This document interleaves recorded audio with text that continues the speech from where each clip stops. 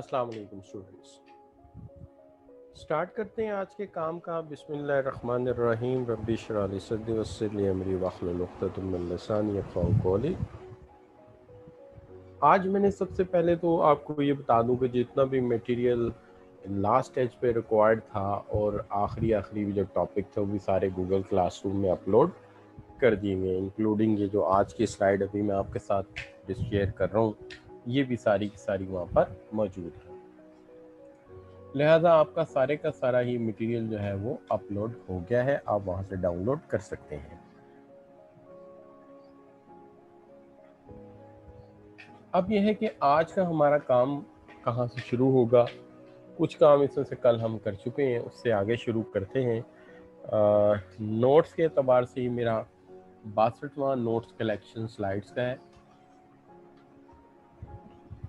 छोटे छोटे दो और इश्यूज हैं जिनको आज ज़ेरे बहस लाएंगे। जितना भी वक्त लगेगा उसके बाद हम इसको वाइंड अप करेंगे सेशन को। स्टार्ट करते हैं। बिस्मिल्लाहिर्रहमानिर्रहीम। रब्बी इश्रह ली सदरी वयस्सिर ली अमरी वहलुल उक़दतम मिन लिसानी। बिस्मिल्लाहिर्रहमानिर्रहीम। रब्बि ज़िदनी इल्मा। देखिए बात ये है जी कि कल हम जो है वो बैलेंस ऑफ पेमेंट पे बात कर रहे थे और ये बात हो गई थी कि balance of payment is a comprehensive record of transactions of a nation with the rest of the world. कि किसी भी कौम के अफराद की जो ट्रांजैक्शन है पूरी दुनिया के साथ, ये उसका एक कॉम्प्रिहेंसिव रिकॉर्ड है। इसमें हमने ये कहा था कि इसके दो हिस्से हैं। एक तो इसी साल ट्रांजैक्शन हुई, इसी साल मुकम्मल हो गई, शॉर्ट टर्म में मुकम्मल हो गई, इसलिए करंट अकाउंट में आएंगी। लेकिन जो हम लोन लेते हैं लंबे अरसे के लिए, बाकी इशूज़ को डील करते हैं, कैपिटल इन्वेस्टमेंट करते हैं, वो कैपिटल अकाउंट में जाएगी। एडजस्टमेंट अकाउंट की ज़रूरत जब एंड पे आएगी तो उसके अंदर अकाउंट बैलेंस हो सकता है। इसमें मैंने करंट अकाउंट और बैलेंस जो आपका कैपिटल अकाउंट है दोनों की एक शक्ल बना दी है, आप उसको व्यू कर लीजिएगा। इकनॉमिक्स में भी आपने किया होगा। और जो इसका फाइनेंशियल अकाउंट है उसके अंदर या तो फिर अगर आपका बैलेंस ऑफ पेमेंट फेवरेबल है तो आप सरप्लस वाली साइड पे जाएंगे, और अगर ये फेवरेबल नहीं तो फिर आप डेफिसिट वाली साइड पे जाएंगे। अब ये बात भी हो गई थी कि बैलेंस ऑफ पेमेंट और बैलेंस ऑफ ट्रेड में क्या फ़र्क होता है। बैलेंस ऑफ ट्रेड डील करता है सिर्फ टेंजिबल गुड्स को, और बैलेंस ऑफ पेमेंट दोनों को डील करता है, टेंजिबल और इनटेंजिबल दोनों को डील करता है।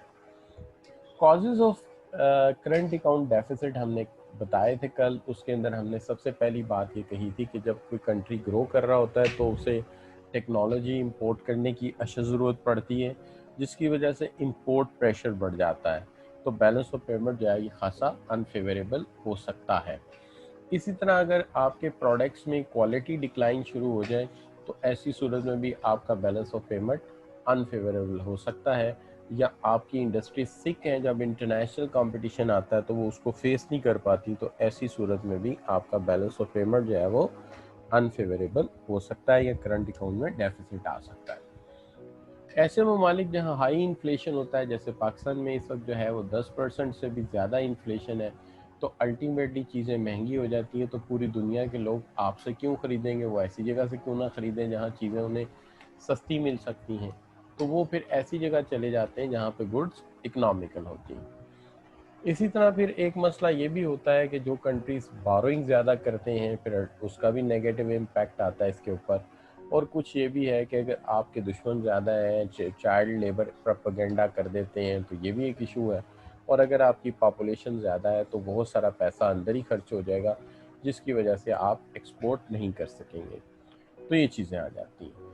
अब जहाँ तक सवाल है, हमने कल जो टॉपिक शुरू किया था जो एक्चुअल रिलेटेड है हमारे इस सब्जेक्ट के साथ, वो ये है कि बैरियर्स टू फ्री ट्रेड क्या क्या है, और बैरियर्स टू फ्री ट्रेड क्यों है पहली बात, और दूसरी बात ये है कि फ्री ट्रेड जो है उसके हक में क्या दलाइल हैं, और बैरियर्स टू फ्री ट्रेड के हक में आपके पास क्या दलाइल हैं। यानी रिस्ट्रिक्शन लगाने के लिए आपके पास क्या दलाइल है और रिस्ट्रिक्शन ना लगाने के लिए आपके हक में क्या दलाइल हैं, ये दोनों चीज़ें इसके अंदर आती हैं। अब जहाँ तक सवाल है, सबसे पहली चीज़ तो ये है कि कल हमने बात की थी आपके साथ टैरिफ्स पे।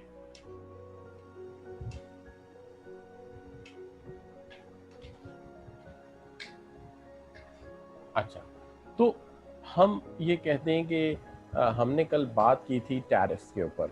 देखिए जो टैरिफ्स का इशू है उसके अंदर हमने ये कहा था कि अगर आप इंटरनेशनल कम्युनिटी या इंटरनेशनल इंपोर्ट्स को अलाउ करते हैं कि वो आपके मुल्क में उसी प्राइस पर ट्रांजैक्शन करें जो वर्ल्ड वाइड प्राइस है, तो फिर तो आपके लिए बहुत स्वेयर कंडीशन बन जाती है। इस फेयर कंडीशन के बनने की वजह क्या बनेगी? इस फेयर कंडीशन के बनने की वजह ये बनेगी कि अगर हम कहते हैं कि ठीक है जी, एक प्रोडक्ट जो है वो ठीक है इंटरनेशनल प्राइस पर बिकने दें अपने मुल्क में, तो यहाँ क्वांटिटी है आपकी लोकल प्रोडक्शन की और आपकी इंपोर्ट्स दोनों की, ये दोनों की आपके पास यहाँ पर कैपेसिटी है। देखिए अगर हम इसे कहते हैं कि ठीक है जी, आप ग्लोबल प्राइस पे चीज़ बेच दीजिए यहाँ आके, तो जो वर्ल्ड वाइड प्राइस है वो तो बहुत नुकसान करेगी। वो कैसे? जैसे ये हमारी डिमांड है इकोनॉमी की, ये हमारी सप्लाई है। इस वक्त अगर हम अपनी इकोनॉमी पे रिलाय करते हैं तो हमारे मैन्युफैक्चरर जो है वो हमें एक चीज़ जो है वो P3 प्राइस पे अवेलेबल करते हैं क्वांटिटी Q3 के ऊपर। लेकिन अगर हम ग्लोबल प्राइस को या वर्ल्ड प्राइस को यहाँ पे काम करने का मौका दे देते हैं कि ठीक है वो अपनी प्राइस पे आके बेच लें, तो हकीकत बात ये है कि उनकी प्राइस इतनी कम होगी कि हमारे लोकल मैन्युफैक्चरर इतनी कम प्राइस पर प्रोड्यूस नहीं कर पाएंगे P1 पर। लिहाजा हमारी लोकल सप्लाई OQ1 तक रह जाएगी और बाकी सारा काम जो है वो इंपोर्ट के ज़िम्मे लग जाएगा। और दूसरा, इतनी लो प्राइस पर प्रोडक्ट की डिमांड भी बढ़ेगी और इसकी वजह से एक बहुत बड़ा एरिया या एक बहुत बड़ा इंपोर्ट बर्डन हमारे लिए बन जाएगा, तो ये डिस्टर्बेंस करेगा। लिहाजा ऐसी सूरत में गवर्नमेंट ये कहती है कि क्यों ना ऐसा किया जाए कि इसके ऊपर हम टैरिफ लगा देते हैं। जब गवर्नमेंट टैरिफ लगाएगी, जब गवर्नमेंट टैरिफ ऐड करेगी, तो टैरिफ ऐड करने से ये जो आपकी प्राइस है P1, इसमें टैरिफ T ऐड हो जाएंगे, जिसकी वजह से प्राइस अबव लेवल पे चली जाएगी और इससे आपके लोकल मैन्युफैक्चरर को थोड़ी सहूलत मिल जाएगी क्योंकि वो प्राइस बढ़ जाएगी और वो कास्ट स्ट्रक्चर पे अफोर्ड कर सकेंगे। तो लोकल प्रोडक्शन आपकी OQ1 से OQ2 पे चली जाएगी और जो आपकी जो है इंपोर्ट्स, उसका लेवल बजाय OQ1 से Q4 तक जाने की बजाय, आप ये कह सकते हैं, या 5 कर देता हूँ सर, 4 तक 5 तक जाने की बजाय यहाँ पे आके मुख्तसर हो जाएगा। यानी इंपोर्ट भी कम हो जाएंगी, इतनी ज़्यादा थी अब कम होके इतनी सी रह जाएंगी और लोकल प्रोडक्शन भी आपकी बढ़ जाएगी। ये फ़ायदा होगा आपको टैरिफ ऐड करने का। तो this is what the impact of tariff is a very simple thing. मैं रिपीट करता हूँ कि अगर हम लोकल प्राइस P3 पे करते हैं तो फिर क्वांटिटी Q3 है, प्राइस P3 है। वर्ल्ड प्राइस को ऑफर करता हूँ तो फिर ऐसी सूरत में लोकल प्रोडक्शन बिल्कुल डाउन हो जाती है और सारी इंपोर्ट पे चली जाती है। उसमें टैरिफ लगा के लोकल प्रोड्यूसर को थोड़ी मदद कर देते हैं, तो लोकल प्रोडक्शन जो है वो OQ1 की बजाय OQ2 पे चली जाएगी और जो आपके इंपोर्ट्स का लेवल है वो कंपैरेटिवली कम हो जाएगा। वो Q1 से Q5 की बजाय Q2 से Q4 पे आ जाएगा। इस तरह ये एडजस्ट हो जाएगा। ठीक है।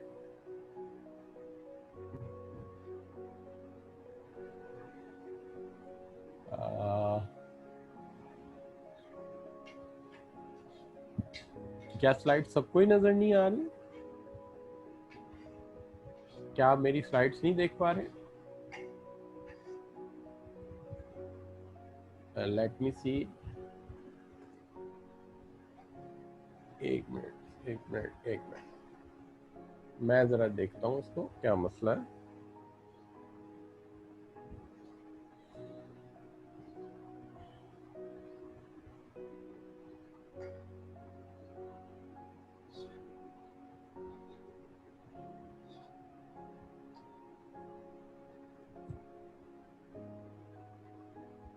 लेट मी सी, मैं देख रहा हूँ।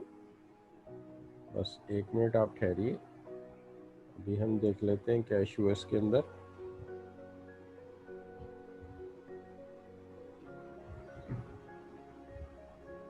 मैं अब अपनी डिवाइस से मुसलसल वॉच आउट करता हूँ, देखता हूँ कि क्या मेरा व्यू जा रहा है आप लोगों को।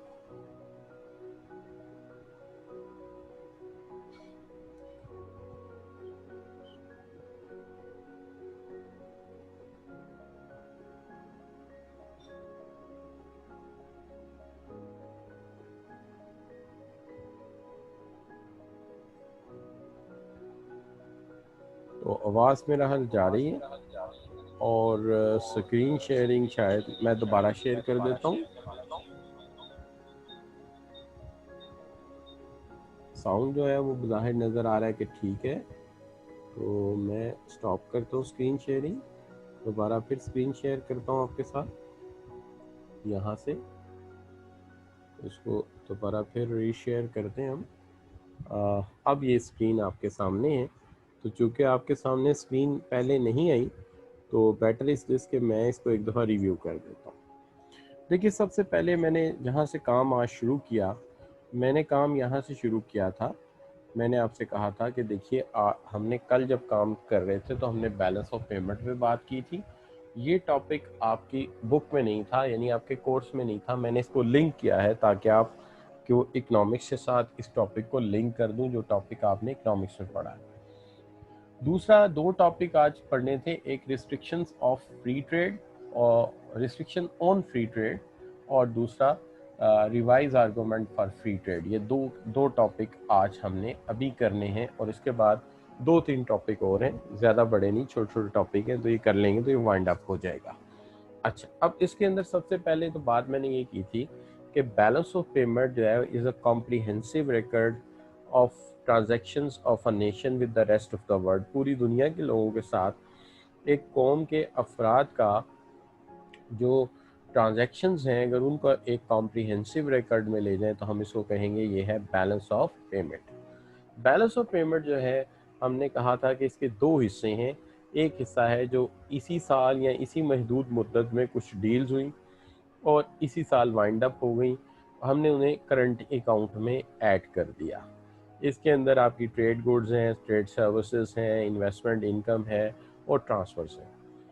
लेकिन इसके साथ साथ जो कैपिटल अकाउंट है, उसके अंदर जो हमने लोन ले रखे हैं लॉन्ग टर्म के लिए, उनका जो उसके अगेंस्ट तो हमने इंटरेस्ट पे करना है, पोर्टफोलियो है, फाइनेंशियल डेरिवेटिव्स हैं, ये सारे कैपिटल अकाउंट में आ जाते हैं। और जब इन दोनों का हम बैलेंस आगे लेके चलते हैं तो वो कुछ इस शक्ल का बनता है, जो आपने इकोनॉमिक्स में भी देखा होगा, मैंने भी यहाँ बना दिया, आप भी देख लीजिएगा, और ये भी स्लाइड्स अपलोड है आपके पास अब गूगल क्लासरूम में।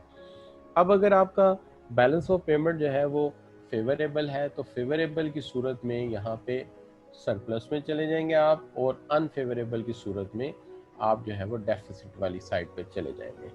तो ये दो ऑप्शंस आप पास हो सकते हैं। फेवरेबल है तो जाहिर बात है सरप्लस होगा, आप गोल्ड खरीद सकते हैं उस पैसे से, फॉरेन करेंसीज खरीद सकते हैं। अगर अनफेवरेबल होगा तो डेफिनेटली आप डेफिसिट में होंगे, तो ऐसी सूरत में आपको लॉस बेयर करना पड़ेगा।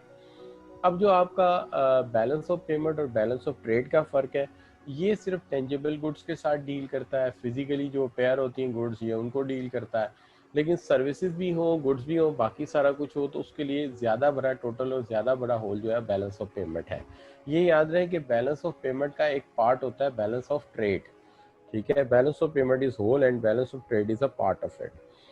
अब जहाँ तक सवाल है कि हमारा बैलेंस ऑफ पेमेंट अनफेवरेबल क्यों होता है, करंट अकाउंट में डेफिसिट क्यों आता है, तो मैंने आपसे कहा अगर कोई मुल्क तरक्की कर रहा होगा तो जाहिर बात है उन्हें बाहर के मटेरियल की ज़्यादा ज़रूरत पड़ेगी, लिहाजा उन्हें इंपोर्ट ज़्यादा करनी पड़ेंगी। जब वो इंपोर्ट ज़्यादा करेंगे तो बैलेंस ऑफ पेमेंट अनफेवरेबल हो जाएगा। कंप्यूटर भी चाहिए, क्रेन भी चाहिए, कोई भी चीज़ रोकेंगे डेवलपमेंट प्रोसीजर रुक जाएगा। अगर इसी तरह अगर किसी इकोनॉमी में कंपेटिटिवनेस डिक्लाइन कर जाती है, क्वालिटी डिक्लाइन कर जाती है, तो दूसरे मुल्क के प्रोडक्ट्स की निस्बत आपके जो प्रोडक्ट्स हैं वो लोग लाइक नहीं करेंगे। अच्छा, उसके बाद अगर आपके पास सिक इंडस्ट्रीज़ हैं, ऐसी इंडस्ट्रीज़ जो कि ग्लोबल कंपटीशन की जब बारी आती है तो मार खा जाती हैं, तो ऐसी सूरत में भी आपके लिए जो है वो कॉम्प्लिकेशन होती है, क्योंकि आप compete नहीं कर पाते, उस तरह की स्ट्रेटजी नहीं बना पाते, तो फिर ज़ाहिरी बात है इससे भी कंट्री का नुकसान होता है और एक्सपोर्ट में इजाफा नहीं होता। कुछ वजूहत और भी हैं, जैसे इन्फ्लेशन बहुत ज़्यादा हो जाए। मैंने बताया कि इस वक्त हमारे मुल्क में 10% से ज़्यादा इन्फ्लेशन है। अब इतनी महंगी चीज़ें तो लोकल लोग ख़रीद नहीं पा रहे, तो फॉरेनर कैसे यहाँ से शॉपिंग करेंगे।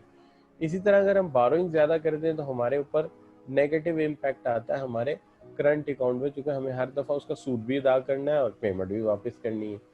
और अगर आपके खिलाफ कोई नामुसीब किस्म का या नामुनासिब किस्म का प्रोपेगेंडा शुरू हो जाए तो तब भी आपकी चीज़ों की ख़रीदारी इंटरनेशनल मार्केट में कम हो जाती है और अगर आपकी आबादी अपनी इतनी ज़्यादा बढ़ गई है कि जो मुल्क में ही सारी चीज़ें खा जाए, तो बाहर एक्सपोर्ट आप क्या करेंगे? फिर बाहर एक्सपोर्ट करने के लिए आप पास रहेगा कुछ नहीं।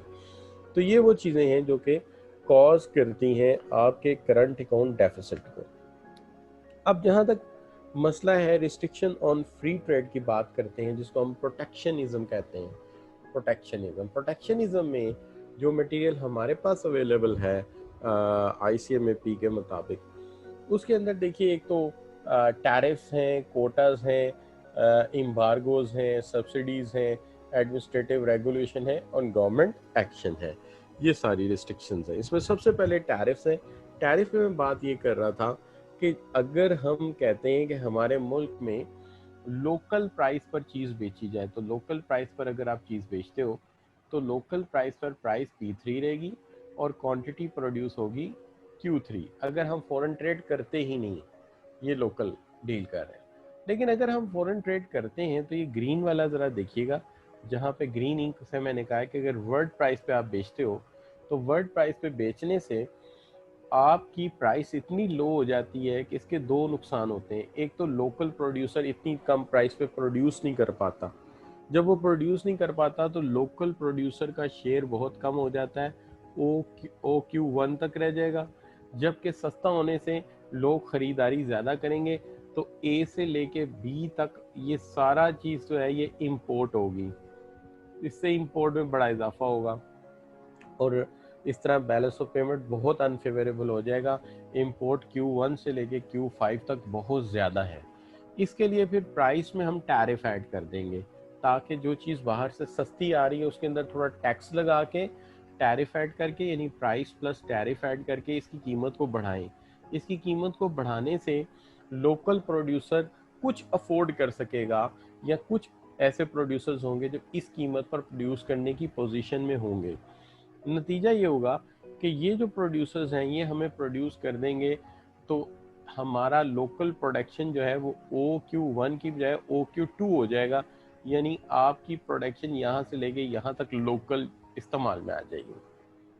लेकिन A' से लेके B' तक फिर भी इंपोर्ट होगी, लेकिन चले उससे तो कम होगी। कहाँ Q1 से लेके Q5 और कहाँ Q2 से लेके Q4। तो ये बहुत ज़्यादा कम हो जाएंगी इंपोर्ट्स, तो इंपोर्ट्स भी कंट्रोल में आ जाएंगी और लोकल मैन्युफैक्चरर भी थोड़ा इनकरेज हो जाएगा। ये है फ़ायदा टैरिफ्स को लगाने का कि लोकल प्रोडक्शन भी बढ़ा लो और इंपोर्ट्स में भी थोड़ी कमी कर लो। तो ये दोनों चीज़ें जो है बेनिफिशियल होंगी। अब अगर देखा जाए तो इस एतबार से ये है टैरिफ्स। लेकिन दूसरा तरीकाकार ये है कि आप कोटा लगा दें। जैसे देखिए, अगर आप नॉर्मल डिमांड सप्लाई पे देखें तो क्वांटिटी है QA कह लीजिए और प्राइस है PA। लेकिन अगर हम कोटा कह देते हैं कि इससे ज़्यादा इंपोर्ट ही नहीं होगा, इतना कोटा होगा, तो भाई कोटा लगाने से कीमत भले ज़्यादा हो जाए, लेकिन इंपोर्ट जो हो रही थी यहाँ से लेके यहाँ तक, यानी ओरिजिन से लेके QA तक, ये तो बहुत ज़्यादा इंपोर्ट थी। अब कम से कम इंपोर्ट पहले की निस्बत जो है वो कम होके O से लेके QB तक आ जाएंगी, जो कि उससे कम लेवल है। तो ये फ़ायदा होता है कोटा लगाने का। ये ऐसी सूरत में होता है जब लोकल प्रोडक्शन है ही नहीं, सारी की सारी इंपोर्ट है, इसलिए इंपोर्ट की ही डिमांड है और एक्सपोर्ट की सप्लाई है। ठीक है जी, यानी आप यूँ भी इसको भी इंपोर्ट ही कहिए कि इंपोर्ट की ही डिमांड है और इंपोर्ट की ही सप्लाई है।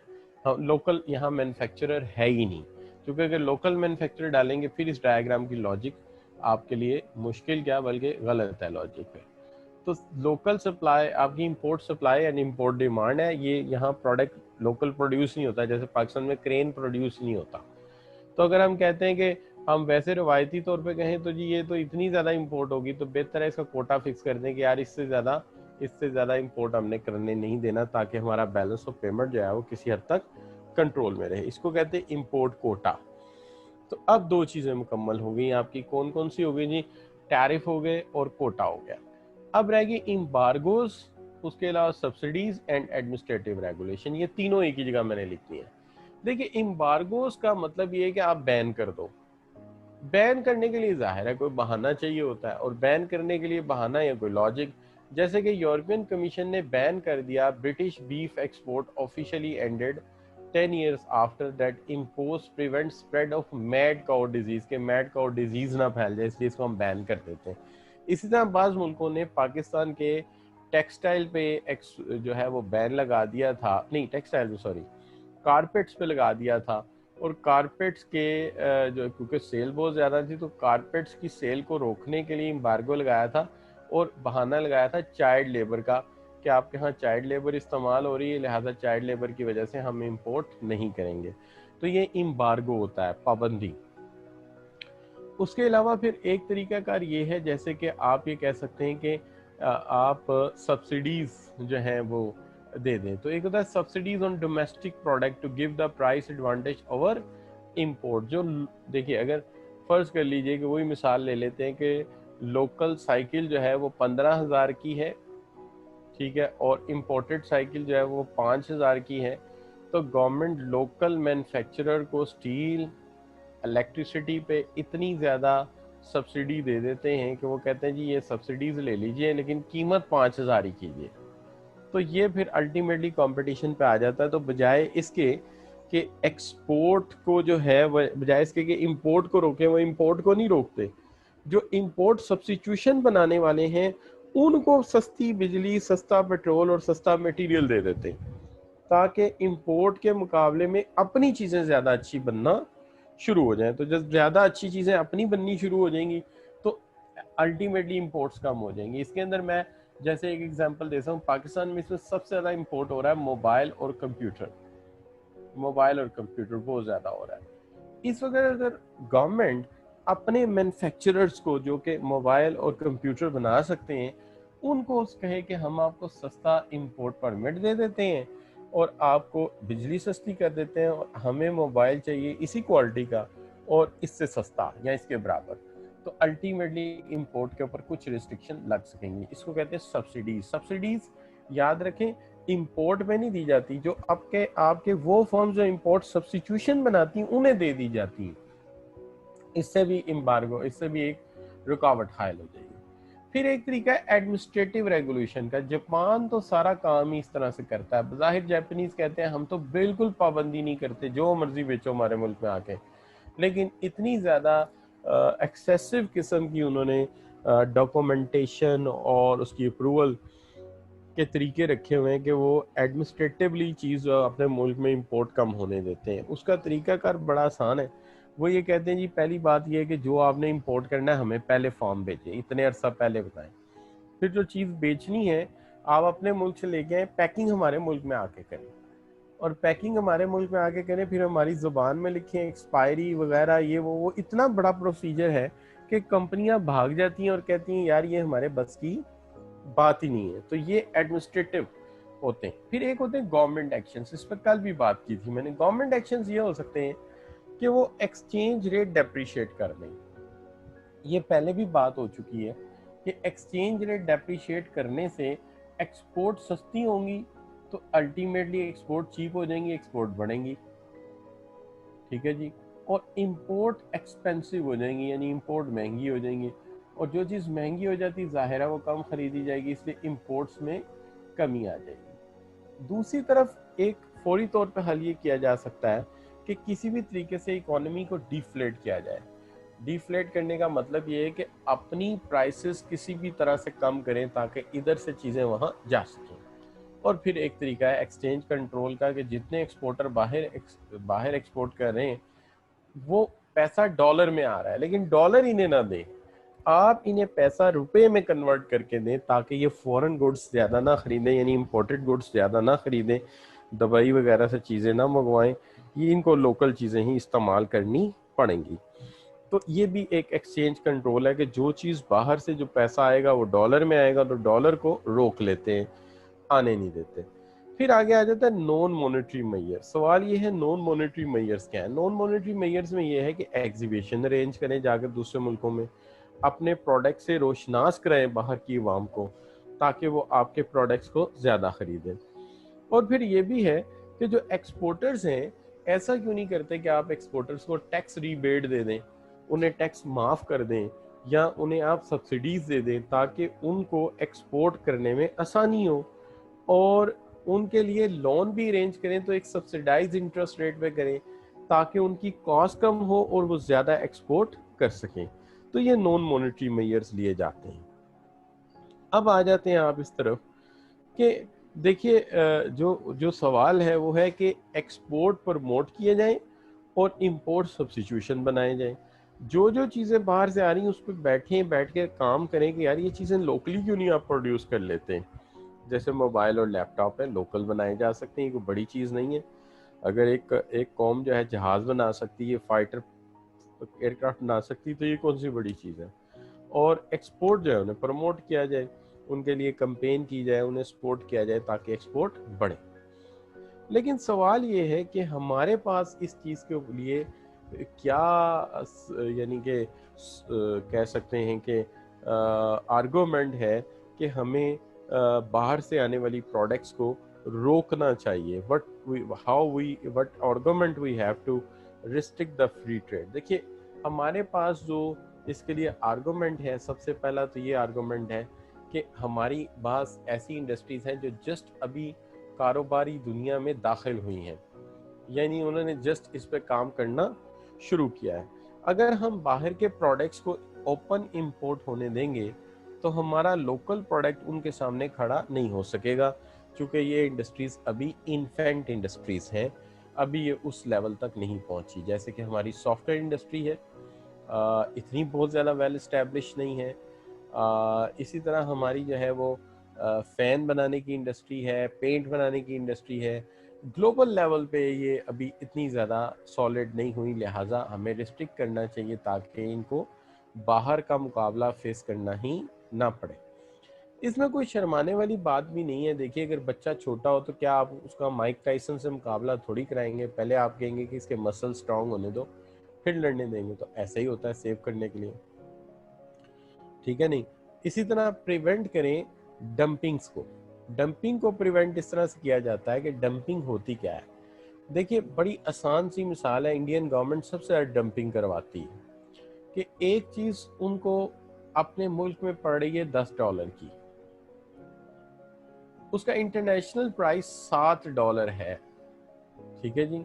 तो रियासत जाती है एक्सपोर्टर के पास, पूछती है जी आपका प्रोडक्ट बाहर क्यों नहीं बिकता। वो कहता है जी देखिए हमें तो $10 में घर में पड़ रहा है और वर्ल्ड वाइड इसकी जो प्राइस है वो सिर्फ $7 है, तो हम कैसे बेच सकते हैं।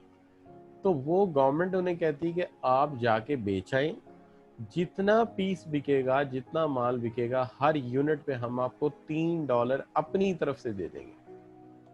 ये जो $3 हुकूमत दे रही है कि लॉस में जाके बेचो लेकिन अपना लॉस हमसे ले लो, इसको कहते हैं डंपिंग।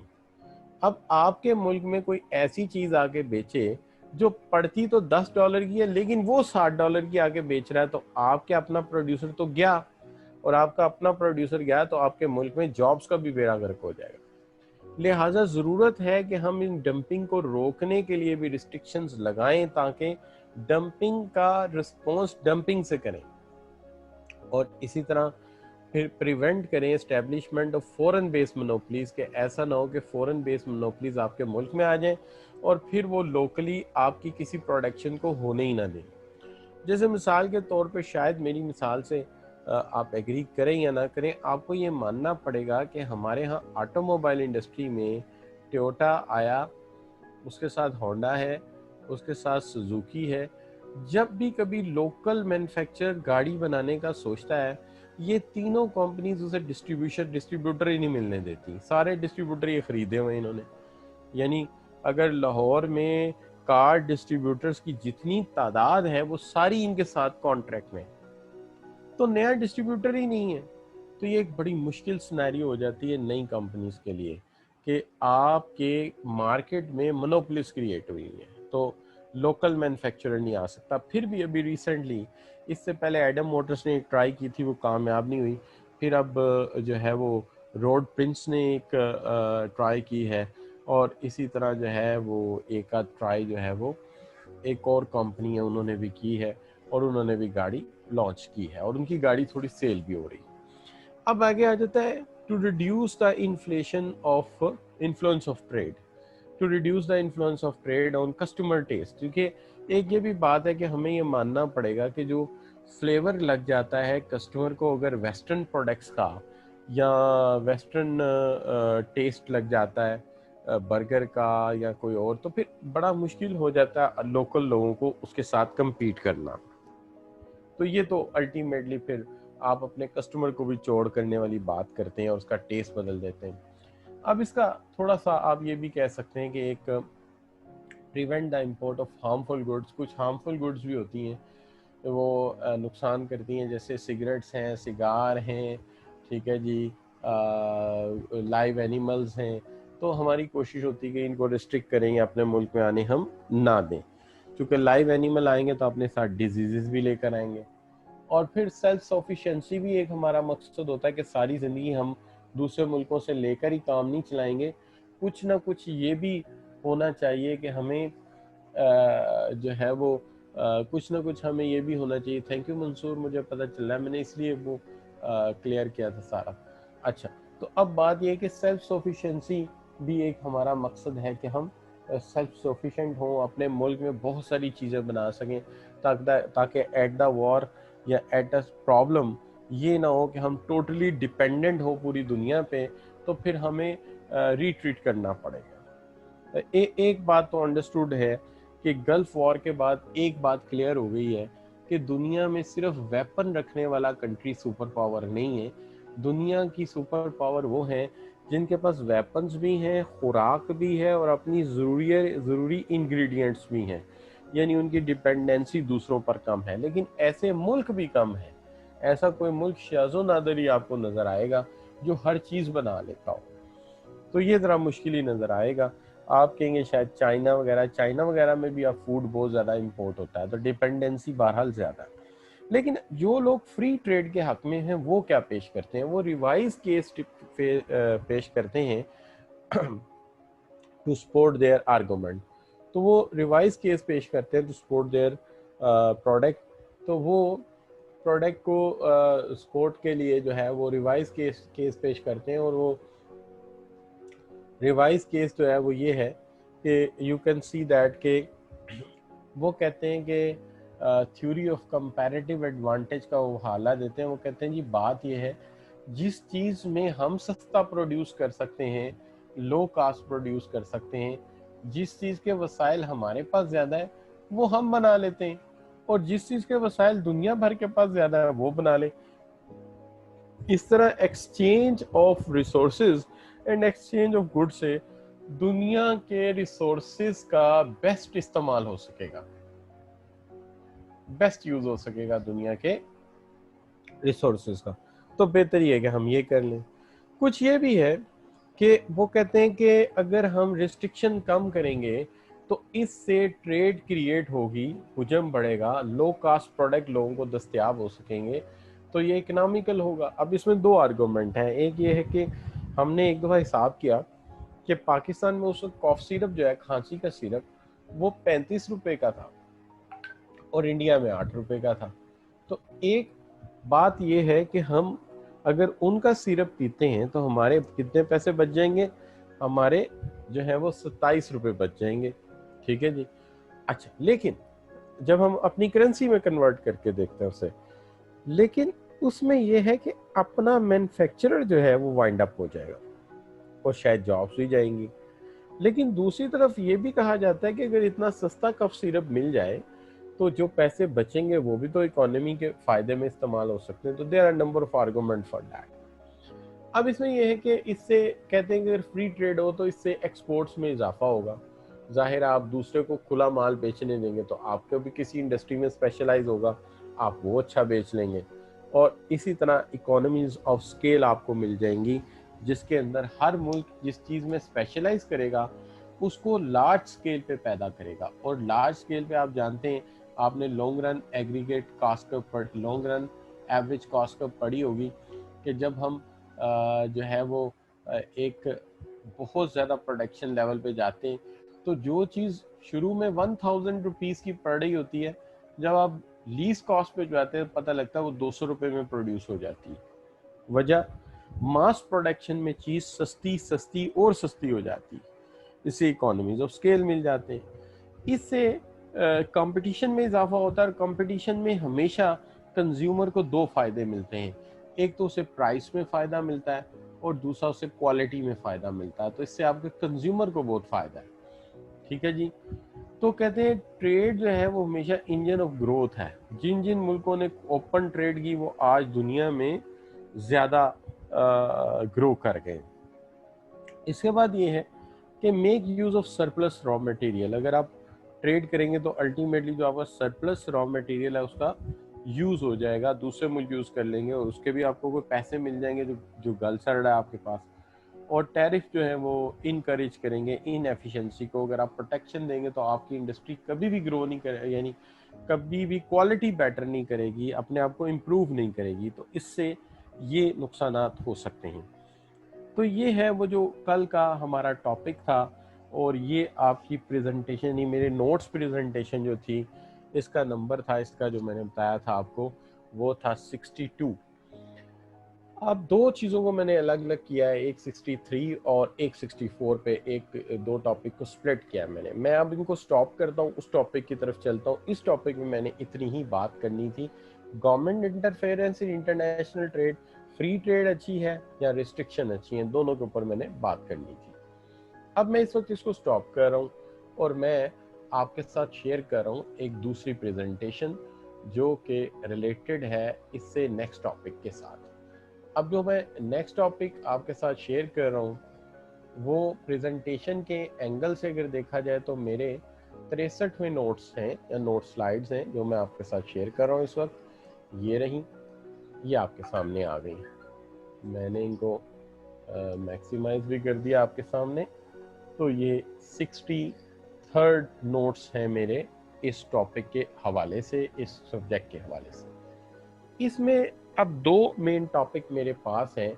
एक तो इमर्जिंग इकोनॉमीज कौन कौन सी हैं ग्लोबल बिजनेस में, और दूसरा मेरा टॉपिक है रिस्क एनालिसिस। मैंने रिस्क एनालिसिस को अलहदा कर दिया है, इमर्जिंग इकोनॉमीज को अलहदा कर दिया है, ताकि आप जब पढ़ें आपको आसानी रहे कि वो क्या चीज़ है और ये क्या चीज़ है। इमर्जिंग इकोनॉमीज के अंदर जब मैं बात करता हूँ तो सबसे पहली बात तो आपको यहाँ से शुरू करनी चाहिए कि देखिए दुनिया में जितने भी मुल्क काम कर रहे हैं, जो बिजनेस सिनेरियो है उसके अंदर बहुत ज़्यादा चेंज आया। मिसाल के तौर पे अगर मैं कहूँ कि चेंज क्या आया, तो देखिए एक तो globalisation and super market generate हुई है, यानी आम मार्केट नहीं बड़ी मार्केट्स बन गई। इमर्जिंग इकोनॉमीज हमारे सामने आई हैं और फिर उसके साथ साथ ब्रिक कंट्रीज का भी जिक्र यहाँ पे आएगा। अब सबसे पहली तो बात ये है कि ये जो सुपर मार्केट की मैं बात कर रहा हूँ वो क्या है। देखिए सिचुएशन ये है कि expansion of European and American grocers जो है इनकी एक्सपेंशन हुई है। अपने मुल्क में इनके पास मार्केट महदूद हो गई थी, इसलिए अपने मुल्क से बाहर निकले और बाहर निकलकर ये मेजर प्लेयर के तौर पे ओवरसीज ऑपरेशन में इन्वॉल्व हो गए, जिसके अंदर टेस्को है, उसके अलावा जो है आपका वॉलमार्ट है। तो इन्होंने ग्लोबली जो है 1998 तक ओवर 500 स्टोर जो सिर्फ थाईलैंड में खोल दिए थे। तो ये ओवरऑल आप ये कह सकते हैं कि इन्होंने ग्रो किया है, जिसकी वजह से ओवरऑल पूरी दुनिया में इनका ब्रांड नेम फैला है और इन्होंने एक ग्लोबल कंपटीशन को जो है वो बनाया है इसको। तो ये बहुत बड़ा डिफरेंस है। दूसरी चीज़ अगर आप देखते हैं तो इस वक्त सिचुएशन है जो ग्लोबलाइजेशन की है और डेवलपिंग इकोनॉमीज की है। ग्लोबलाइजेशन एंड डेवलपिंग इकोनॉमीज में सबसे पहला मसला तो ये है कि अब increasingly locating services and knowledge base बनता जा रहा है। वजह यह है कि telesales, research and development ने जो है ये चीज़ें सिर्फ डेवलप कंट्रीज तक महदूद नहीं रखी, बल्कि इनकी वजह से यानी रिसर्च एंड टेक्नोलॉजी की वजह से अब ये डेवलपिंग कंट्रीज की तरफ आना शुरू हो गई है। तो नॉलेज मूव कर रहा है डेवलपिंग कंट्रीज की तरफ और जो स्किल्स हैं वो मूव कर रही हैं डेवलपिंग कंट्रीज की तरफ। तो इसमें काफ़ी ज़्यादा इजाफा हुआ। इसी तरह अगर आप देखते हैं तो इसके अंदर जो सबसे ज़्यादा फ़ायदे में इस वक्त जा रहे हैं, एक तो लैटिन अमेरिकन स्टेट्स हैं जो अमेरिका के उस तरफ लाई करती हैं, और दूसरी तरफ कंट्रीज़ हैं एशिया में, जिसके अंदर पाकिस्तान है, इंडिया है, बांग्लादेश है। ये सारों की जो लेबर है वो ट्रेंड होती चली जा रही है। इसके साथ साथ अगर आप देखते हैं तो हमें एक चीज़ नज़र आती है कि workers are cheap to employ compare to those of US, Europe and other countries. तो यहाँ पे लेबर जो है कंपैरेटिवली सस्ती है उन मुल्कों से जिसके अंदर यूरोप और अमेरिका फॉल करते हैं। इनकी निस्बत तो लेबर यहाँ बहुत सस्ती है, और अगर लेबर सस्ती होगी तो अल्टीमेटली कॉस्ट कम आएगी। कॉस्ट कम आएगी तो you can meet with the challenge of competition by offering low prices. तो लो प्राइसेस ऑफर करके आप कंपटीशन का जो चैलेंज है उसे विन कर सकते हैं। फिर उसके बाद आ जाता है डेवलपिंग कंट्रीज जो हैं वो बेनिफिट ले रहे हैं बहुत ज़्यादा इकोनॉमिक ग्रोथ से अपनी, और इकोनॉमिक ग्रोथ जो है वो ऑब्वियसली इन मुल्कों की अब पहले से ज़्यादा है। तो एक तो इकोनॉमिक ग्रोथ इनकी बढ़ रही है, दूसरा जो है ग्रेजुअली आप ये कह सकते हैं कि अब इनकी वेज राइज तो कर रही हैं, लेकिन फिर भी उन मुल्कों के मुकाबले में नहीं है जिन मुल्कों में जो है वो कॉस्ट काफ़ी हैवी है। तो ये एक बड़ा फ़र्क है जो कि आप कह सकते हैं कि ग्लोबलाइजेशन की वजह से इन डेवलपिंग कंट्रीज़ को फ़ायदा हुआ। लेकिन इसके साथ साथ हम ये भी देखते हैं कि आज के ज़माने में बहुत ज़्यादा इमर्जिंग इकोनॉमीज सामने आ रही हैं, बहुत ज़्यादा इमर्जिंग इकोनॉमीज सामने आ रही हैं। अब अगर आप इमर्जिंग इकोनॉमीज की बात करते हैं तो इसके अंदर सबसे पहली बात है कि इमर्जिंग इकोनॉमी होती क्या है। देखिए, इमर्जिंग इकोनॉमी या emerging market या emerging market economy is a transition from low income to less developing, often pre-industrial economy towards modern industrial economy with high standard of living। ये एक ट्रांजिशनल फेज है emerging economy का, जो शुरू कहां से हुआ? कम आमदनी, पसमंदगी से और इंडस्ट्री के कम होने से शुरू हुआ, और मूव हो रहा है किस में? ट्रांजिशन मुकम्मल किस में हो रही है? एक मॉडर्न इकोनॉमी में और हाई स्टैंडर्ड ऑफ लिविंग में। तो any economy moving from low income, less development, often pre-industrial economy towards modern industrial economy with high standard of living is called emerging economy। तो ये emerging economy कहलाएगी। तो this is what we call the emerging economy. अच्छा, दूसरी चीज इसके अंदर जो है वो क्या है? यहाँ पे जो स्लाइड आपके सामने है, अगर आप देखें तो इसके अंदर एक मैप है। ये जो मैप है या दुनिया का जो नक्शा है, इसके अंदर आपको दो कलर के मुल्क नजर आएंगे। एक ऐसे मुल्क हैं जो ब्लू कलर से प्रेजेंट किए गए हैं, और एक ऐसे मुल्क हैं जो रेड कलर से प्रेजेंट किए गए हैं। देखिए, जो ब्लू कलर से प्रेजेंट किए गए हैं उनके लिए एक टर्म इस्तेमाल की गई है। इस टर्म को कहते हैं ईगल्स। इस टर्म्स को कहते हैं ईगल्स। ये वो हैं जो इस वक्त फ्लाई कर रहे हैं, टेक ऑफ कर चुकी हैं इकोनॉमीज।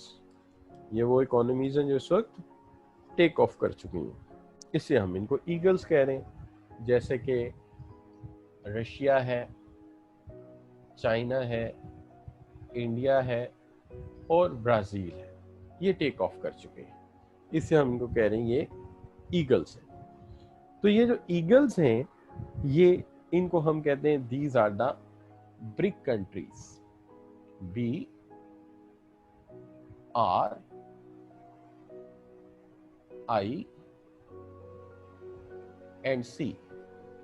लेकिन ग्रीन में जो है ये नेस्ट है।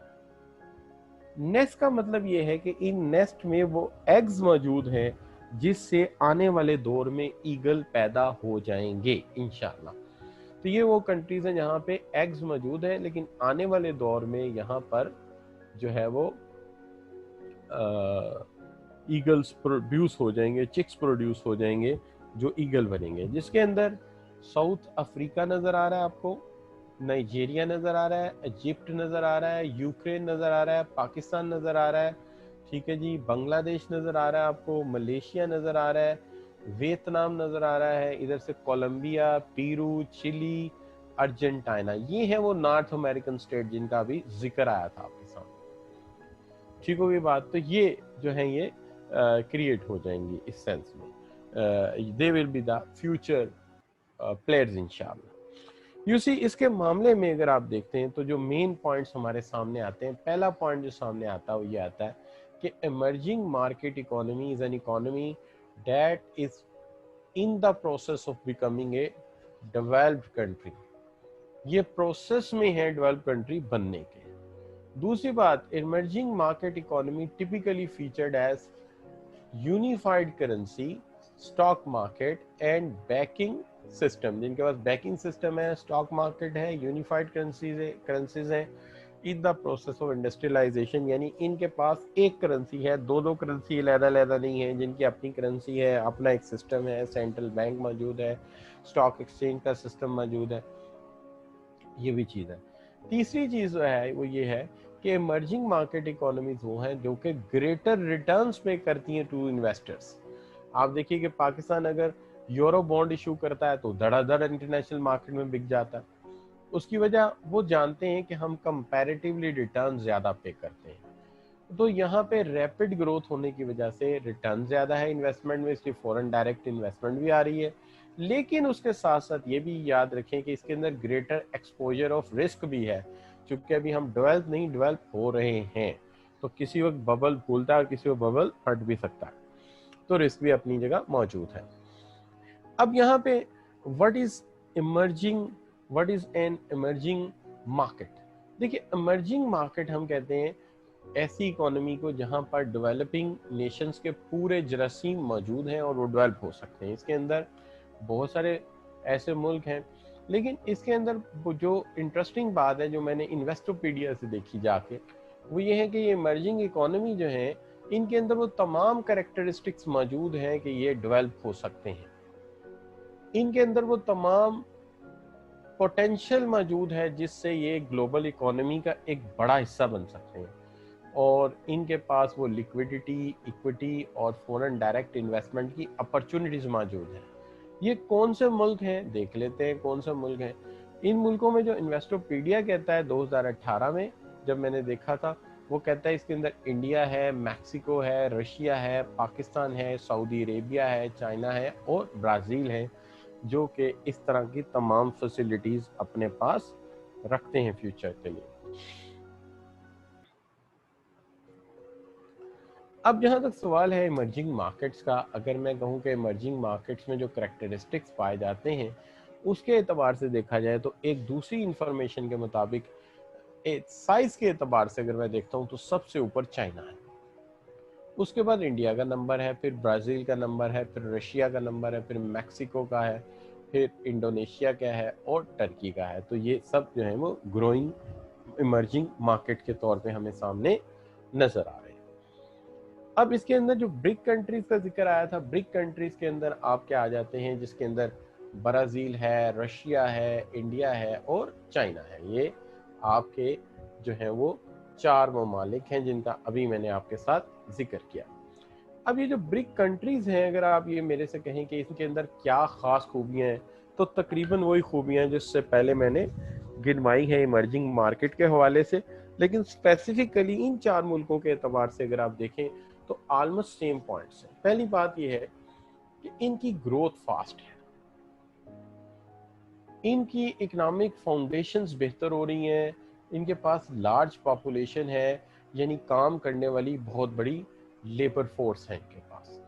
दूसरी चीज ये है कि अगर इसी स्पीड से चलते रहे तो इनमें से मोस्टली कंट्रीज ऐसे हैं जो इवन G6 को भी बीट कर देंगे, Germany, France, Italy, Japan, UK and USA को भी बीट कर सकते हैं। इसके बाद अगर आप देखते हैं at this point China predict किया जाए तो वर्ल्ड की लार्जेस्ट इकोनॉमी बन जाएगा, predicted to become the largest economy, दुनिया की सबसे बड़ी इकोनॉमी बन जाएगा। और जून 2009 में first summit head at state of BRIC countries was held, forming of alliance with the help of to increase economic and political power के। इन्होंने जब अपना इजलास बुलाया तो उन्होंने कहा कि इंक्रीज करनी चाहिए अपनी पॉलिटिकल और इकोनॉमिक पावर।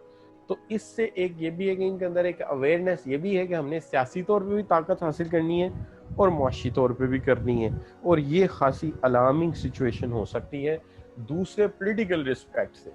जो कि आप देखते हैं कि ज़ाहिरी बात है जो इस वक्त सुपर पावर्स हैं वो ये तो नहीं चाहेंगे कि हमारा जो वर्ल्ड ऑर्डर है वो चैलेंज हो जाए। इसलिए ज़ाहिरी बात है इन दिस सेंस तो ये यकीनन मसला हो सकता है कि जो है ये पावर भी गेन करने के मूड में लगते हैं।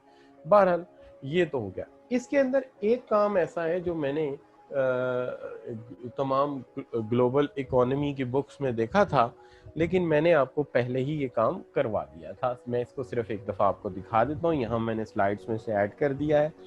इसके अंदर ये है कि आप जो हैं तमाम बच्चे इकोनॉमिक सिस्टम्स को समझते हैं। मैंने जो करवाई थी आपको मार्केट ड्रिवन या मार्केट फ्री इकोनॉमी कराई थी, ठीक है। उसके अलावा मैंने आपको मिक्स्ड इकोनॉमी कराई थी और इसके साथ साथ मैंने आपको प्लान्ड इकोनॉमी कराई थी। ये तीनों इकोनॉमीज मैंने आपके साथ डिस्कस कर ली थी डिटेल में।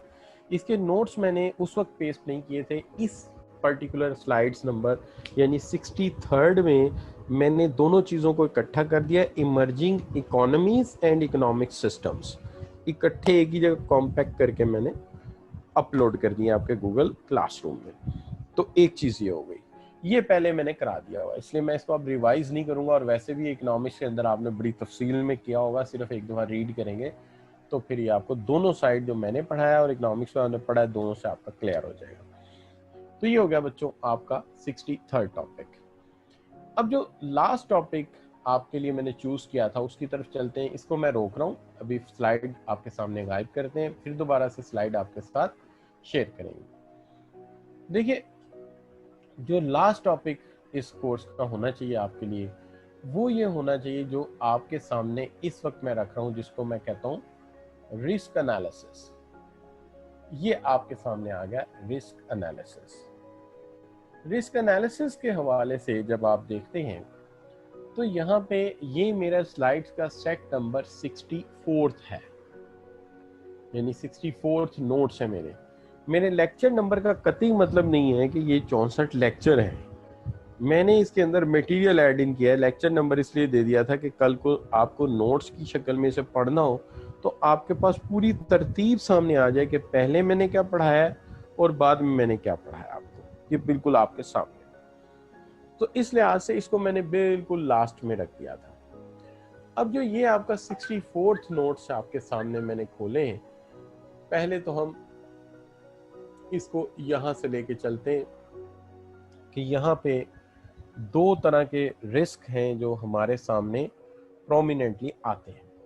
कौन से रिस्क हैं? देखिए एक तो आपका जो है वो कंट्री रिस्क है और दूसरे आपके पॉलिटिकल रिस्क हैं। लेकिन जब ये रिस्क हम पढ़ेंगे तो जाहिर बात है इन रिस्क का एनालिसिस भी करना होगा कि एनालिसिस ऑफ रिस्क भी किया जाए।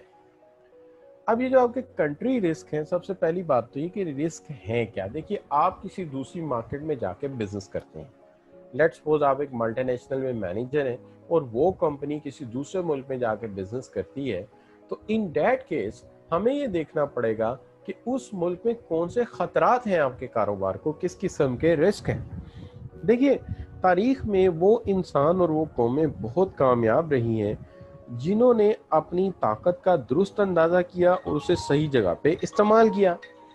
तो ये कौमें जो हैं बड़ी कामयाब रही हैं जिन्होंने अपने जो कह सकते हैं कि ताकत का दुरुस्त अंदाज़ा किया, उसे सही जगह इस्तेमाल किया। सवाल ये है कि अपनी ताकत का दुरुस्त अंदाज़ा कैसे लगाया जाता है। इसका तरीकाकार ये है कि अपनी पावर को इन अ सेंस देखा जाता है कि आपके पास पावर क्या थी और आपने उसे कहाँ पर इस्तेमाल किया, यानी और आपके सामने पावर क्या है और आपके सामने खतरात क्या हैं।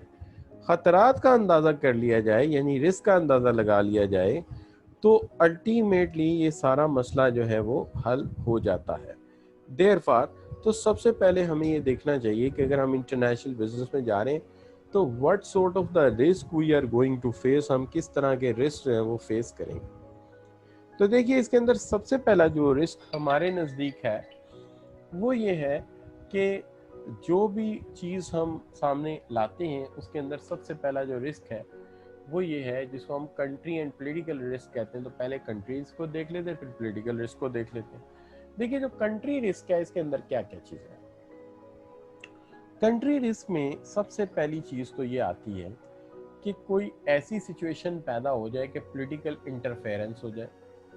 पॉलिटिकल इंटरफेरेंस का मतलब ये है कि आपके कारोबार में हुकूमत मुदाखलत कर दे, करेंसी कंट्रोल कर दे। करेंसी कंट्रोल करने का मतलब ये है कि आपका जो बैंक अकाउंट है जिसके अंदर आपने फॉरेन करेंसी रखी हुई है, हुकूमत जिस जगह आप काम कर रहे हैं वो हुकूमत जो है आपका वो करेंसी अकाउंट फ्रीज कर दे, या उसमें से कुछ हिस्सा पैसों का होल्ड कर ले कि जी आप कैश नहीं करवा सकते, तो फंस गया काम, आपकी इन्वेस्टमेंट में हर्डल आ गई। इसी तरह एक इशू ये हो सकता है कि पॉलिटिकल स्टेबिलिटी का इशू पैदा हो जाए कि आपके यहाँ जो पॉलिटिकल इन्वायरमेंट है उसमें लगे कि हुकूमत आज गई कि कल गई, पता नहीं चलती है कि नहीं चलती। अगर इस तरह का रिस्क रहेगा तो फिर ये भी रिस्क रहेगा कि ये हुकूमत गई तो ये पॉलिसीज भी जाएंगी। जब ये पॉलिसीज जाएंगी तो अल्टीमेटली पूरे का पूरा निज़ाम बदल जाएगा, और ये ख़तरा जब मौजूद रहेगा तो आप उस मुल्क में कभी भी सुखी नहीं रह सकते, आपको हर सूरत ख़तरा ही लगेगा। दूसरी चीज़ ये भी है कि सोशल एंड इकोनॉमिक इंफ्रास्ट्रक्चर का रिस्क। अब ये भी एक चीज़ है कि इंफ्रास्ट्रक्चर चाहिए होता है। मिसाल के तौर पे जब हम किसी मुल्क में जाते हैं तो वहाँ कुछ रस्म रिवाज हैं, वहाँ पे कुछ इकोनॉमिक स्ट्रक्चर है, इन्फ्लेशन रेट है, एक्सचेंज रेट है। अगर उस मुल्क का इंफ्रास्ट्रक्चर ही चेंज होना शुरू हो जाए, रस्म रिवाज ही बदलने शुरू हो जाए, कुछ सोशल तब्दीली आ जाए, किसी दूसरी कौम से मुतासिर होकर लिबास ही दूसरा पहनना शुरू कर दें, सोचने का अंदाज ही बदल जाए, पता लगे जो प्रोडक्ट हम लेके गए उन्होंने यूज़ करना ही छोड़ दिए, क्या हाल। तो इसी तरह अगर इकोनॉमिक्स इंफ्रास्ट्रक्चर चेंज हो जाए तो ये भी एक सीरियस मामला हो सकता है कि इन्फ्लेशन बढ़ गया, एक्सचेंज रेट चेंज हो गया। कल्चर का रिस्क है, कल्चर एकदम चेंज हो जाता है, आप उस कल्चर में एडजस्ट नहीं हो पाते। जैसे मिसाल के तौर पे आप देखिए, अगर आपको अभी मैं कहूँ कि हम अफ्रीका में जाके इन्वेस्टमेंट करते हैं तो आपके जहन में फ़ौरन जो है वो बात शुरू आ जाएगी, जहन में ये आना शुरू हो जाएगा कि पता नहीं अफ्रीका में जाके क्या फेस करना पड़े, अफ्रीका में पता नहीं कौन से हालात हो। पता चले बिजनेसमैन वहाँ पहुँचा और वहाँ का रिवाज ये है कि जो कबीले का सरदार है उसे पहले देग में पकाता है, गर्म पानी में डुबो के निकालता है। तो अजीबो गरीब कल्चर हो वहाँ पर, पता चले कि सूट उतार के वहाँ पर बांध के भागना है, तो अजीबो गरीब सिचुएशन। इसी तरह एटीट्यूड टू फॉरेन बिजनेस, ये भी एक है कि एटीट्यूड टू फॉरेन बिजनेस क्या है। मिसाल के तौर पे अगर आप जापान जाते हैं तो जापान में एक ख़ास चीज़ हमारे देखने में आई कि जब अमेरिकन और जापानीज का मुआहदा हुआ ओपन ट्रेड का, फ्री ट्रेड का, तो मज़ेदारी की बात यह कि जापानीज कार मैन्युफैक्चरर ने बड़े आराम से जाके टोयोटा भी बेची, उन्होंने वहाँ जाके लक्सस भी बेच रहे हैं, और वहाँ जाके उन्होंने जो है वो अपनी जो है वो निसान और मज़दा सब कुछ बेचा। लेकिन जब अमेरिकन जापान में बेचने के लिए आए तो वो इतने तेज थे कि उन्होंने कहा कि इतनी बड़ी गाड़ी हमने क्या करनी है। वो तो आम तौर पे ज़रा छोटी गाड़ी पसंद करते हैं जापानीज आम लोग जो हैं, 650 सीसी की स्मॉल कार, मुनासिब इकोनॉमी उसके अंदर। तो पता चला कि वो तो ये गाड़ी पसंद ही नहीं करते। तो वो जब अमेरिकन वहाँ पहुँचे तो उन्होंने कोई इतनी ख़ास सेल क्रिएट नहीं की जितनी जापानीज ने जाके अमेरिका में सेल कमाई। उन्होंने अपनी गाड़ियों को अलीक लुक दिया, उन्होंने अपनी गाड़ियों को यूनिक लुक दिया। और अमेरिकन तो दीवाने हैं, यानी अमेरिकन का एक मिजाज है कि एक गाड़ी खरीदो, 6 महीने साल इस्तेमाल करो, और जैसे ही थोड़ा बहुत इनोवेशन किसी चीज़ दूसरी गाड़ी में नज़र आए उस गाड़ी को बेचो और दूसरी गाड़ी ले लो। ये मिजाज जो है, ये एक दफ़ा मैंने एक केस स्टडी पढ़ा था, जो एशियन है पर्टिकुलरली इंडियंस, उनके अंदर बिल्कुल नहीं है, और ब्रिटिश में भी ये कम है। वो क्या करते हैं, इंडियंस क्या करते हैं, इंडियंस ये करते हैं, और ब्रिटिश पुराने लोग, नए नहीं पुराने लोग, जिंदगी में एक गाड़ी ले ली, जब तक चल रही है चलाते रहते हैं, ठीक कराते रहो चलाते रहो। एक फ्रिज ले लिया, जब तक चल रहा है चलाते रहो, जब तक खत्म नहीं होता नया नहीं लेना।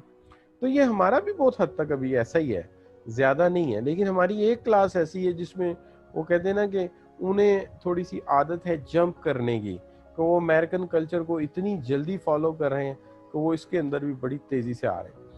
तो ये है कंट्री रिस्क, जिसका एनालिसिस कर लेना चाहिए। अब आप कहेंगे क्यों कर रहे हैं, मैंने पहले भी बताया कि देखिए कामयाबी का एक ही तरीका है कि अपनी ताकत का दुरुस्त अंदाज़ा लगा के उसे सही जगह इस्तेमाल करें। तो ताकत का मतलब यही है ना कि अपनी ताकत और ख़तरात दोनों का अंदाज़ा लगाएं। तो ख़तरात देखेंगे कौन से। अब आगे आ जाते हैं, तो ये तो था कंट्री रिस्क। अब आ जाए पॉलिटिकल रिस्क। पॉलिटिकल रिस्क जो है इसके अंदर एक तो ये है कि डेवलपिंग कंट्रीज में बहुत सारे पॉलिटिकल रिस्क इन्वॉल्व है। यहाँ पर बड़ी ज़्यादा ड्रामेटिक चेंजेस आती रहती हैं गवर्नमेंट्स में। मिसाल के तौर पे अचानक खबर आती कि जी एक मुल्क में डेमोक्रेसी बड़े आराम से चल रही थी, लेकिन जनाब एक मार्शल एडमिनिस्ट्रेटर आया, उसने टेक ओवर कर ली। तो यहाँ ड्रामेटिक चेंजेस आती रहती हैं। एक चीज़ जो है वो कुछ और चल रही है, दूसरे दिन कुछ और चल रही है। एक मुल्क आराम से कुवैत एक दिन बड़ा ठीक ठाक काम कर रहा है, दूसरे दिन पता चलता है कि कुवैत के ऊपर इराक ने हमला कर दिया है जी। फिर उसके बाद कुवैत का जो है जी वो शाह साहब वो सऊदीया चले गए, और सऊदीया जाकर उन्होंने क्या किया है कि वो वहाँ बैठ गए। अब इस तरह की जो चेंजेस हैं वो यहाँ पर काफ़ी ज़्यादा आती रहती हैं, और फिर यहाँ के लोग चूँकि फ्रस्ट्रेटेड होते हैं तो उन्हें बड़ी आसानी से किसी भी शीशे में लोग उतार लेते हैं।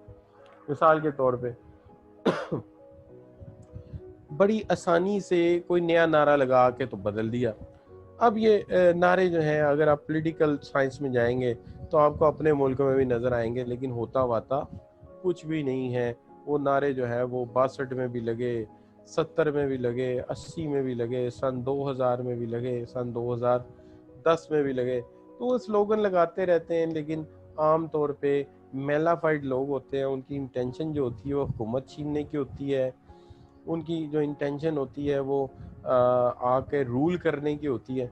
वो खुद तो शेरवानियाँ सी के पहन लेते हैं, लेकिन अवाम का बेड़ा गर्क कर देते हैं। तो ये हमारे पूरे एशिया के हालात ऐसे ही हैं, हम किसी एक को क्या कह सकते हैं। अच्छा, तो बहरहाल ये है कि ये ऐसे नमूने हैं कि अपना खुद ही बेड़ा गर्क करते हैं, इनको किसी बाहर के दुश्मन की ज़रूरत ही नहीं होती। इसलिए आपने देखा होगा कि किसी भी अब सुपर पावर ने कभी डेवलपिंग कंट्रीज के मामले में इतना सीरियस नहीं लिया। वो कहते हैं इनके लिए तो मीडिया वार ही बड़ी है, एक मीडिया वार करो तो अपनी हुकूमत को खुद ही उल्टा के बैठ जाते हैं। अच्छा, तो यहाँ पॉलिटिकल इंस्टेबिलिटी बहुत ज़्यादा है, एक निज़ाम नहीं है। सबसे पहली बात तो ये कि यहाँ रिस्क ऑफ नेशनलाइजेशन मौजूद है।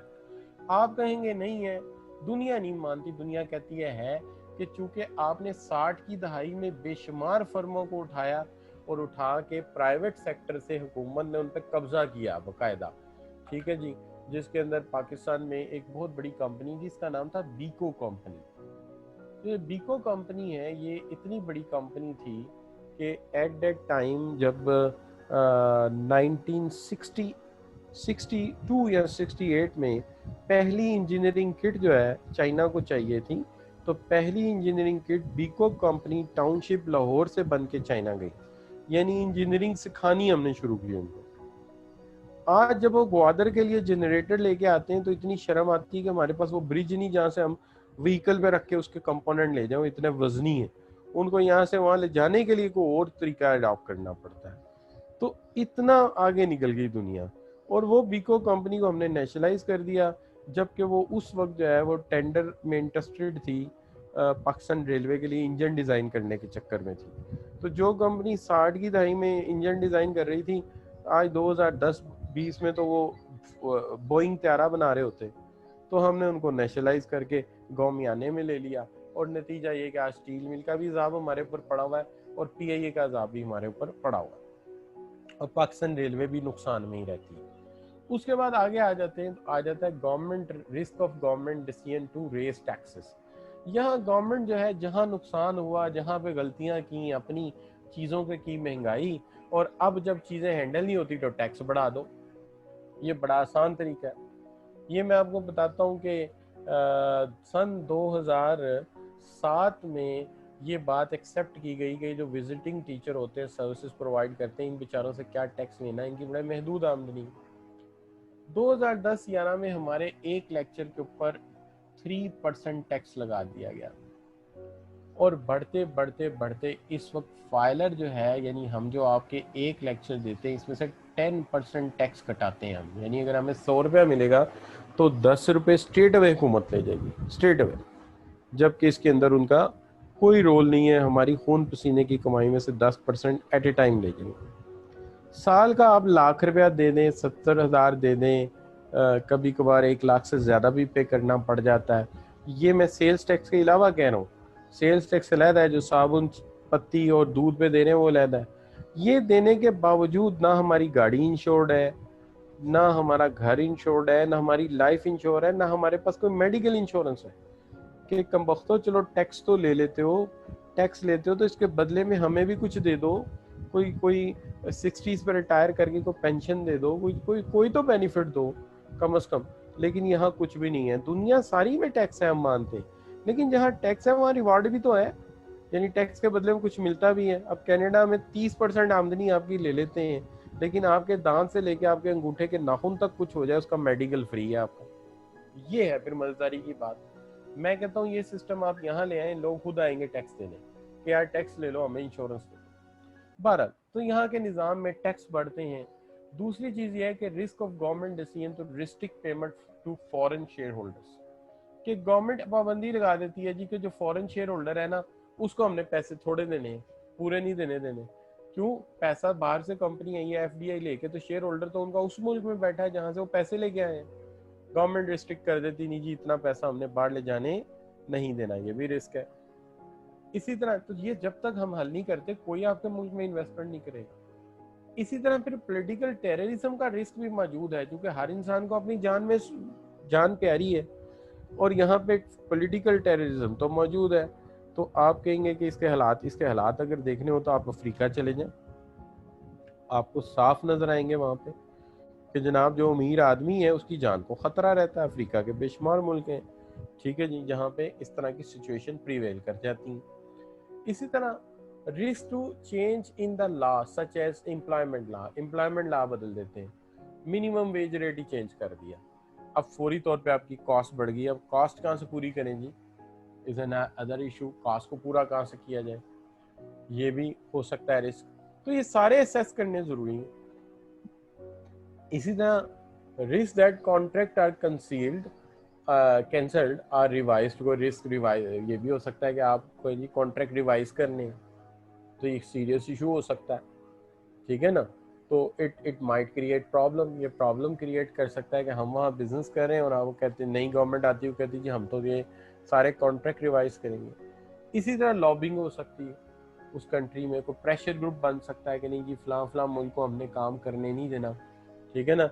हमारे जो है वो अपने कंट्री में देखिए कि जो टेलीनॉर कंपनी, इसको प्रॉब्लम रही है क्योंकि लोग इसको पसंद नहीं करते नॉर्वे की वजह से, तो इसको प्रॉब्लम रही। तो इस तरह के रिस्क हो सकते हैं कई बिजनेसेस में। तो मसला ये है कि रिस्क आपके सामने है। अब हम ये नहीं जानते कि रिस्क को मैनेज कैसे करना है, ये तो हम आगे जाके एडवांस कोर्सेज में देखेंगे जब हम रिस्क मैनेजमेंट पढ़ेंगे जाके। लेकिन यहाँ पे हमें रिस्क का कम से कम व्यू तो लेना है, एनालिसिस तो करना है ना कि कौन सा रिस्क बड़ा है, कौन सा रिस्क छोटा है। तो इसके एनालिसिस के लिए भी हमारे पास कुछ टूल्स मौजूद हैं। मिसाल के तौर पे कौन से टूल्स मौजूद हैं? देखिए, रिस्क मैपिंग के लिए हमारे पास जो टूल्स मौजूद हैं उसके अंदर हम दो बेसिस पे इसे असेस करते हैं। एक हमारे पास बेस मौजूद है कि प्रोबेबिलिटी एंड लाइकलीहुड, एक रिस्क के एग्जिस्टेंस की प्रोबेबिलिटी। ये प्रोबेबिलिटी जो है ये आप जानते हैं कि 0.1 से लेके 1 तक हो सकती है। अब ये जितनी 1 के करीब जाएगी उतनी हाई हो जाएगी, और जितनी 0.0 के करीब आएगी उतनी 0.01 के करीब आएगी उतनी ये लो हो जाएगी। तो ये प्रोबेबिलिटी या लाइकलीहुड है कि एक रिस्क के एग्जिस्ट करने के चांसेस कितने हैं, कितने ज़्यादा हम इंश्योर हैं कि ये रिस्क प्रिवेल करेगा या नहीं करेगा। तो इसके लिए एक स्केल जो हमने रखा है, एक स्केल जो है हमारा वो तो ये है कि प्रोबेबिलिटी हाई है या लो है। लोएस्ट लो प्रोबेबिलिटी 0.01 हो सकती है एंड हाईएस्ट टू हाईएस्ट 1 हो सकती है। दूसरी चीज जो है वो है इम्पैक्ट।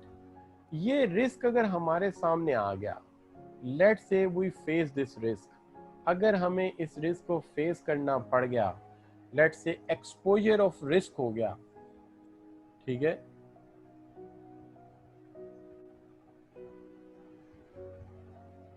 MGB मैं आपको इसके बाद में बताता हूँ, बस ये lecture I hope so for this my last lecture with you, या आज का मेरा आपके साथ लास्ट लेक्चर हो। अच्छा बच्चों, तो बात ये है कि एडवर्स इम्पैक्ट क्या पड़ेगा इसका।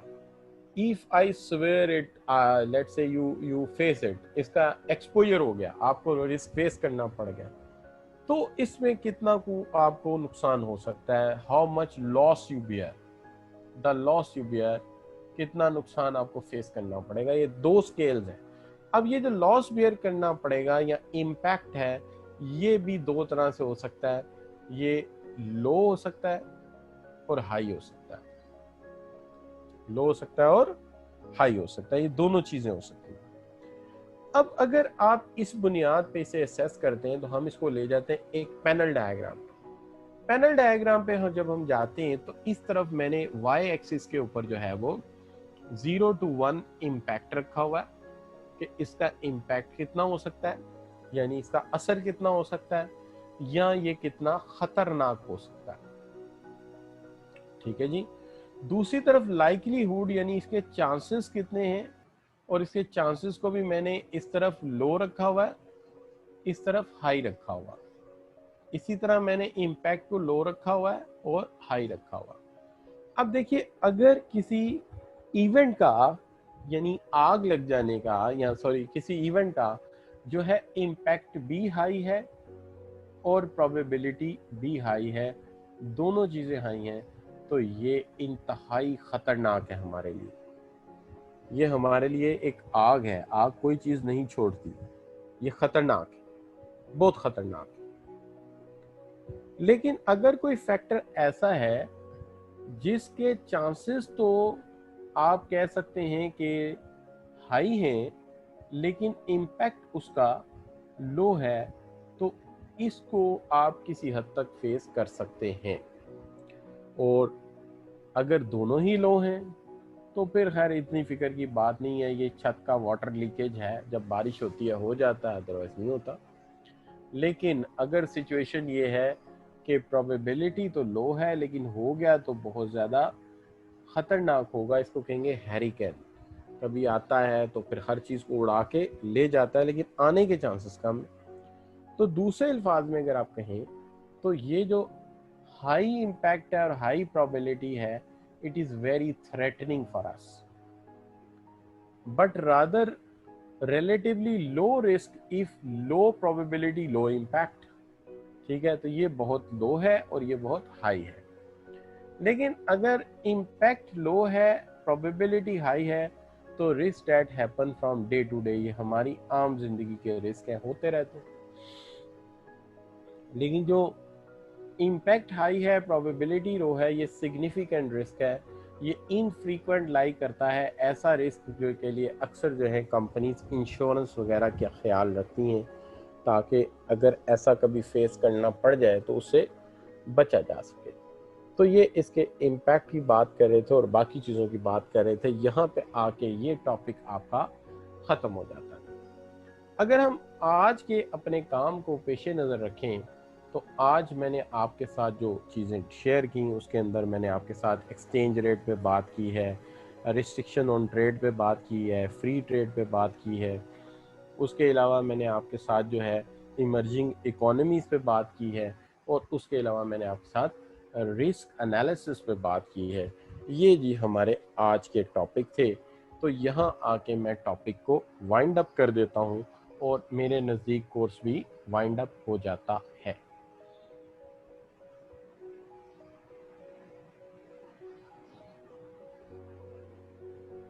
नोट्स सारे आपके अपडेट कर दिए हैं मैंने, वहाँ पे सारे अपलोड कर दिए हैं, आप बासानी वहाँ से जाके नोट्स को देख सकते हैं। आज के लेक्चर को रैंक कर दीजिए मेरी तरफ से। I have had very good time with you.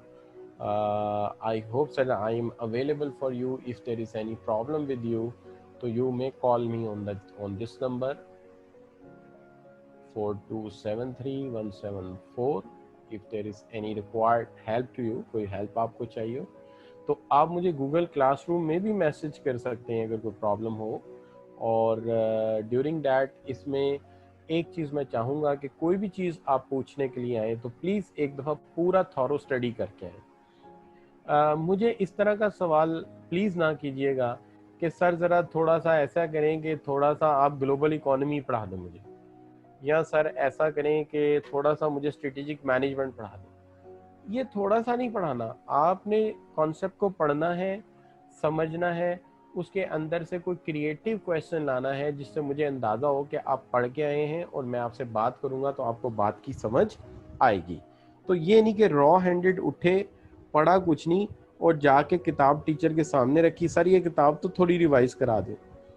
तो इस तरह से नहीं होता काम। इस तरह से होता है कि दोनों तरफ से अगर काम हो रहा हो तो फिर टीचर के लिए पढ़ाना और समझाना आसान हो जाता है। तो यहाँ पे मैं इसको वाइंड अप कर देता हूँ, आप आज के लेक्चर को रैंक कर दीजिए और फिर इंशाल्लाह good wishes are with you. I hope you will qualify इंशाल्लाह इन दिस सेशन। और सबसे बड़ी बात यह है कि लॉकडाउन था, सारे मामलात रहे, लेकिन सबसे जो खुशी की बात यह है कि हमने अपना वक्त ज़ाया नहीं किया, हमने उसे अवेल किया। मैंने अपनी तरफ से नोट्स भी तैयार किए, बाकी काम भी किए, तो हमने ये सारा काम जो है इसको कंप्लीट किया और टाइम ज़ाया नहीं किया। ये बहुत बड़ा हमें फ़ायदा रहा इसके अंदर। आप सब बच्चे जो हैं जो भी कमेंट्स करना चाहते हैं तो प्लीज़ मैसेज में कर सकते हैं, चूँकि आपको माइक ओपन करने की इजाज़त नहीं, इसलिए हैंड रेस करने का कोई फ़ायदा नहीं है। कमेंट्स में कर दीजिए, मैं देख रहा हूँ मुसलसल आपके कमेंट्स। फवाद आप भी कमेंट्स कर दीजिए।